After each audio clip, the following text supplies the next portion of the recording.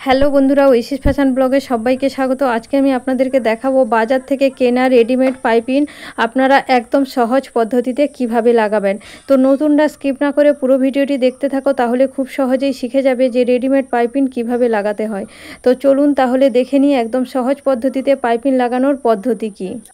প্রথমে আমি back পার্টটিকে complete করে নিয়েছি। মেন কাপড়ের সোজা দিকে লাইলিন কাপড়টিকে বসিয়ে পেছনের দিকে উল্টে নিয়েছি।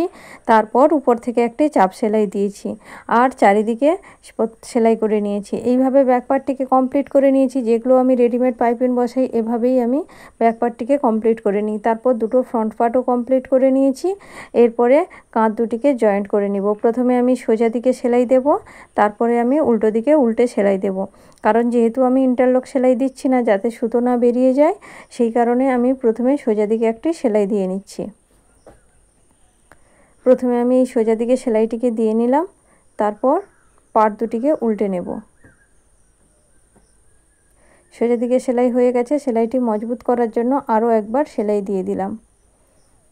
এরপর এটিকে উল্টে উল্টো দিকে আরও একটি সেলাই দিয়ে দেব।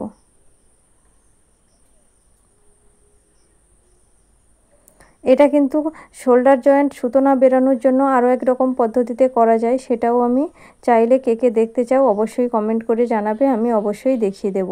তো উল্টো দিকে আমি সেলাই করে নিয়েছি, এবারে সোজা দিকে উল্টে নিলাম। এবার সেম পদ্ধতিতে আরও একদিকেরও আমি শোল্ডার জয়েন্ট করে নিয়েছি। এরপর আমি রেডিমেড পাইপিংটিকে লাগাবো। তো রেডিমেড পাইপিং লাগানোর অনেকগুলো পদ্ধতি আছে, তো এটি হচ্ছে একদম সহজ পদ্ধতি। তো একদম পুরো ব্লাউজটিকে কমপ্লিট করে নিয়ে রেডিমেড পাইপিংটিকে শুধু নিচের দিকে রেখে সেলাই দিয়ে দিব, চাপ সেলাই দিয়ে দিব। এই যে দেখো, পাইপিংটিকে শুধু নিচের দিকে রাখলাম আর সেলাই দিয়ে দিব। তো যারা নতুন নতুন কাজ শিখছো তারা এইভাবে রেডিমেড পাইপিং লাগাবে, তাহলে কিন্তু ফিনিশিংও সুন্দর হবে আর খুব সহজে রেডিমেড পাইপিং লাগাতে শিখে যাবে। আরও একরকম পদ্ধতিতে হয়, সেটা কিন্তু সোজা দিকে বসিয়ে উল্টো দিকে উল্টাতে হয় আর সেটা হাফ চাপে করতে হয়, তাহলে কিন্তু ফিনিশিংটা অনেক ভালো হয়। সেটাও যদি কারা দেখতে চাও আমাকে অবশ্যই কমেন্ট করে জানাবে, আমি অবশ্যই সেটাও দেখিয়ে দেব। অথবা আমার চ্যানেলে দেওয়া আছে, চাইলে তোমরা একবার দেখে নিতে পারো যে রেডিমেড পাইপিং লাগানোর আরও একরকম পদ্ধতি। তো এটা একদম সহজ পদ্ধতিতে দেখালাম, যে কেউ একবার দেখলে কিন্তু রেডিমেড পাইপিং বসাতে শিখে যাবে।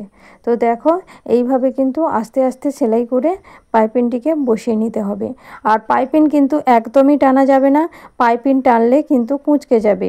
তাই পাইপিংটাকে একদমই টানা যাবে না, আর কোণের দিকে এসে ছুঁচটাকে কিন্তু ভেতরের দিকে রাখতে হবে।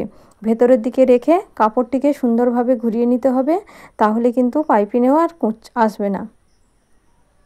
দেখো, পাইপিংটাকে এইভাবে সেলাই করতে হবে, আর কোণের কাছে এলে অবশ্যই ছুঁচটাকে কিন্তু ভেতরের দিকে রাখতে হবে।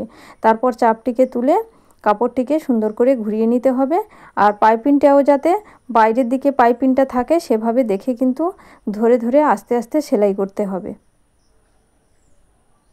তো পুরো ব্লাউজতে কিন্তু আমি এই রকম পাইপিংটিকে লাগিয়ে নিলাম। এবার লাস্টের দিকে লক করে নিলাম। এরপর যেখানে কোণ আছে সেই কোণগুলোতে একটু করে কাট লাগিয়ে দিতে হবে, তাহলে কি ফিনিশিংটা আরও সুন্দর হবে। যেখানে যেখানে কোণ থাকবে সেই কোণগুলোতে একটু করে ছোট্ট করে কাট লাগিয়ে দিতে হবে। আমার যেখানে কোণ ছিল সেই কোণগুলোতে ছোট্ট ছোট্ট করে কাট লাগিয়ে দিলাম। এবার উপর থেকে আরও একটি চাপ সেলাই দিয়ে দিব, আর এই চাপ সেলাইটা দিলে ব্লাউজের ফিনিশিং আরও বেশি সুন্দর লাগবে। আর চাপ সেলাই না দিলে কিন্তু অতটা সুন্দর লাগবে না। তো তোমরা চাপ সেলাই দিয়ে দেখবে ফিনিশিং কতটা সুন্দর হয়েছে। তো ফাইনালি আমার পাইপিং বসানো কমপ্লিট হয়ে গেছে পুরোটা। তো এবার দেখো ফিনিশিং কতটা সুন্দর হয়েছে। ভিডিওটি ভালো লাগলে লাইক করবে, আর সাবস্ক্রাইব করা না থাকলে সাবস্ক্রাইব করবে, পাশে থাকা বেল আইকনটিকে প্রেস করে দেবে, তাহলে আমার দেওয়া পরবর্তী ভিডিও খুব সহজেই আপনাদের কাছে পৌঁছে যাবে। এবার ফিনিশিংটা দেখে নাও কতটা সুন্দর হয়েছে। আজকের মতো আসি, টাটা।